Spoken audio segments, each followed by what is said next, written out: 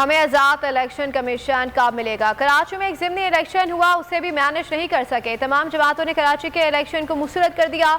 रहनुमा तहरीक इंसाफ शाह महमूद कुरैशी कहते हैं कि इलेक्शन कमीशन बहुत बड़ी आजमाइश से दो चार होने वाला है। बड़ी आजमाइश पंजाब के 20 ज़िमनी इलेक्शन हैं। पंजाब के 20 इलेक्शंस में इलेक्शन कमीशन ने अपनी साख खो दी। कौम नताइज कबूल नहीं करेगी। इलेक्शन कमीशन ने जिम्मेदारी पूरी नहीं की, जमहूरियत का मुस्तकबिल दाव पर लग जाएगा। इलेक्शन कमीशन ने साख खो दी तो आम इंतखाबात दफन कर देंगे। अवाम का एतमाद इलेक्शन कमीशन पर कम होता जा रहा है।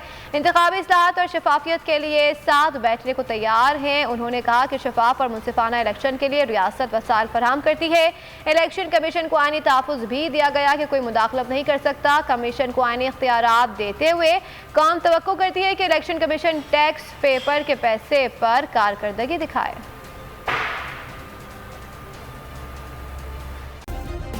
सब्सक्राइब करें और बेल दबाएं ताकि कोई खबर रह न जाए।